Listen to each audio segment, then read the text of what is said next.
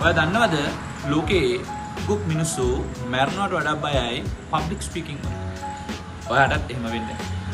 අද මම ඔයාට ටිප්ස් 4ක් කියලා දෙන්නම් කොහොමද ඔයාගේ පබ්ලික් ස්පීකින් ඉම්ප්‍රූව් කරගන්න ඕනේ.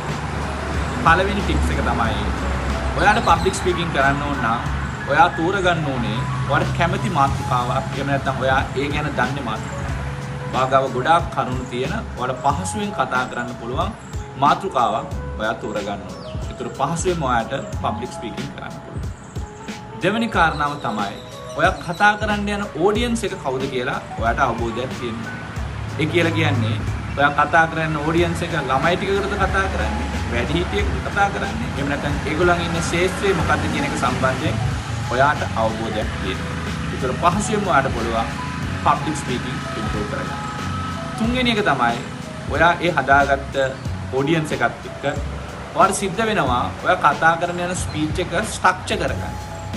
ඒ කියන්නේ ස්පීච් එක කොහොමද පටන් ගන්නෙ, ස්පීච් එකේ බොඩි එක මොකක්ද සහ ස්පීච් එක එන්ඩ් කරන්නේ කොහොමද කියලා.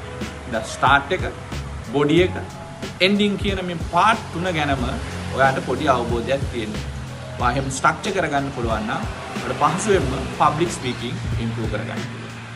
අන්තිම එක, ඒ කියන්නේ හතරවෙනි එක තමයි ඔයා හදාගත්ත ස්ට්‍රක්චර් එක ඔයාට ප්‍රැක්ටිස් කරන්න වෙනවා. අපි කියන එකට ප්‍රෙපරේෂන්.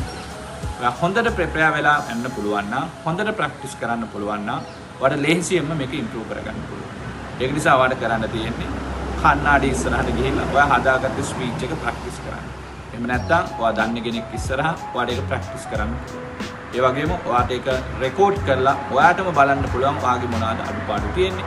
එහෙම නැත්නම් ඔයාට එක්ස්පර්ටිස් කෙනෙක්ගේ ඇඩ්වයිස් එකක් ගන්න පුළුවන්. ඔයා කරලා තියෙන එක සම්බන්ධයෙන් හරිද වැරදිද කියලා.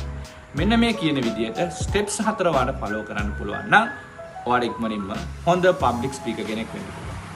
අපි ආයෙ දවසක හම්බ වෙමු.